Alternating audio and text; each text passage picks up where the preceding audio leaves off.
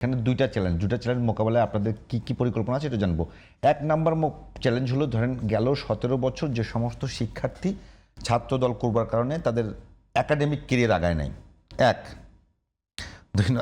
একটা মনোযোগ সবাই একাডেমিক কেরিয়ার আগায় নাই, এবং তারা এই মুহূর্তে তারা অনেকে জেল খেটেছে।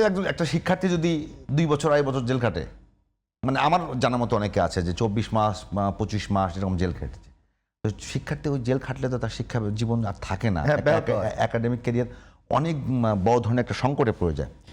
তো তারা এই যে স্যাক্রিফাইসগুলো করেছে, আন্দোলন করেছে, তো তারা এখন অনেক দিক থেকে ফিট না। আপনারা যেভাবে মেধাভিত্তিক সমাজের কথা বলছেন, তারা কিন্তু ফিট না সেই অর্থে, আমি মনে বুঝাইতে পারছি না।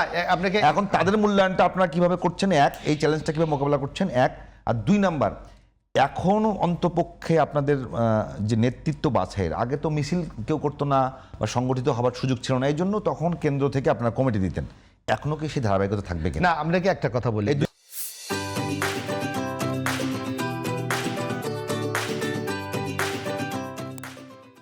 না আমি আপনার কথা আমি বুঝতে পেরেছি। আপনি দেখেন যে ছাত্র রাজনীতির কিন্তু একটা নির্দিষ্ট বয়স আছে, নির্দিষ্ট একাডেমিক আছে। যেমন একটা যিনি ছাত্র নেতৃত্ব দেবে তাকে তো অবশ্যই ছাত্রদের সাথে সম্পর্কিত থাকতে হবে, অর্থাৎ তার একাডেমিক একটা লাইফ থাকতে হবে। এর কারণটা কি, একাডেমিক লাইফ থাকলে সে যদি ছাত্রাবাসে থাকে তাহলে একটা ছাত্রদের সাথে তার একটা রিলেশন তৈরি হয়। সে যদি হলে ক্লাসে যায় তার বন্ধুবান্ধবদের সাথে একটা সম্পর্ক তৈরি হয়।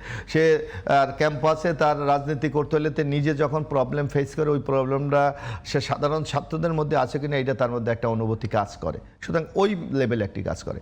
এদের এখন আপনি বলছেন এদের বয়স হয়ে গেছে, এরা একাডেমিক লাইফ এদের নাই, এরা ছাত্রদল থাকবে না, এরা আমাদের অন্য সংগঠন আছে সেখানে যাবে, যুবদল আছে, স্বেচ্ছাসেবক দল আছে, কৃষক দল আছে, সেখানে যাবে। কারণ আপনাকে তো মানে যেটা আমাদের রিয়াল ডিমান্ড সেটাকে তো আপনি স্বীকার করতে হবে, এটা তো অস্বীকার করতে হবে। একটা ছাত্র তো অনন্তকাল থাকবে না। আমি কিন্তু এই মানে রাজনৈতিক এবং সাংগঠনিক জায়গার বাইরে ওই প্রশ্নটা যেটা করছিলাম, সেটা হলো তাদেরকে মূল্যায়ন করার ক্ষেত্রে শুধুমাত্র দলে দেয়া বা প্রত্যেকটা মানুষের তো একটা ব্যক্তি জীবন থাকে না, যদি একটা স্টুডেন্ট হয়, না স্টুডেন্ট না, মনে করেন যারা এখন গেল 17 বছর আন্দোলন করতে, অনেকে ছাত্র নাই, ছাত্র রাজনীতি তারা করেছে।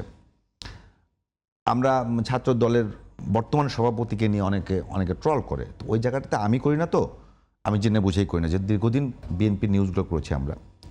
আমি আপনাকে যেটা বলছি যে এই লোকগুলোর অনেকে হতাশায় চলছে, একটা দলের মধ্যে যদি না হতাশা হয়, আমি আপনি দেখেন, সেই হতাশার জায়গাটাতে বিএনপির পরিকল্পনা না, সবসময় আমরা নেতিবাচক দিক লাভ। আপনি দেখেন এই যে আমাদের মতো, আমাদের সাথে কিন্তু আমাদের অনেক জুনিয়র যারা সংসদে নমিনেশন পাওয়ার হয়তো অনেকে চিন্তাও করে নাই, এবার কিন্তু এইরকম প্রায় আমাদের মিনিমাম 20 জনের মতো এমপি হয়ে এসেছে। হ্যাঁ, 20 জনের মতো, প্রায় 20 জন আমার জানা মতো, অনেক জুনিয়র যাদেরকে কখনো তারাও কল্পনা করে নাই হয়তো তারা নমিনেশন পাবে।